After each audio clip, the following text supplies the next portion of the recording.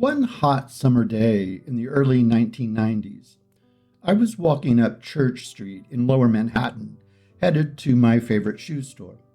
I stopped to wipe my face with a wet wipe, looked up, and saw a sign for the New York Christian Counseling Center.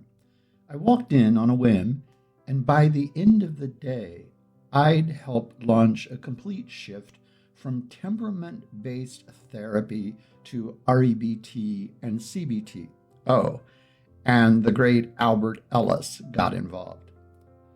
Temperament was once the star of psychology. Thomas and Chess introduced us to easy, difficult, and slow-to-warm children. It explained why one child runs into a crowd and another child hides behind a parent's leg. Clinicians saw it as the biological blueprint for personality. If you knew a person's temperament, you could tailor how you worked with them. It filled a gap before we had strong adult personality measures. It gave simple, relatable language for activity level, reactivity, and self-regulation. Parents loved it. Therapists used it to normalize differences and set expectations. In child work, especially, it felt indispensable. But on that hot day in New York City, I stepped into a counseling center built entirely on temperament analysis. Every intake, every case discussion, every treatment plan. The director told me they wanted to change direction and asked if I could help shift the entire center to REBT and CBT. At the time, I was working at the Albert Ellis Institute and being mentored by Albert Ellis himself. So I told Ellis about the center, and we arranged for him to come give a lecture. Despite his legendary profanity, the evangelical Christians in the audience loved him. That afternoon summed up the shift perfectly, from describing people's fixed traits to giving them tools to think and act differently, even if the messenger was a little colorful.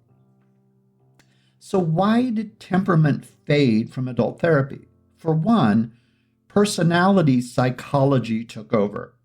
The Big Five model gave us broader, measurable traits.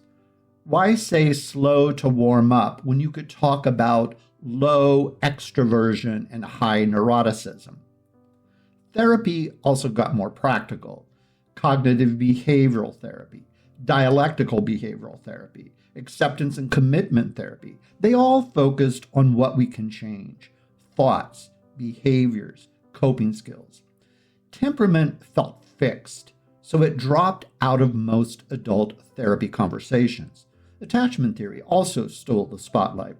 It was relational, emotional, and instantly engaging for clients. And then there was the fuzz factor. Different definitions, competing models. Without agreement, it became harder to use quickly in practice. It didn't vanish.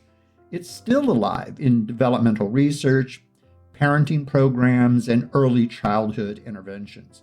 But in adult therapy, personality and attachment theory became the main stage. Temperament is the foundation, but personality is the house we live in. Over time, therapy moved from admiring the blueprint to renovating the rooms.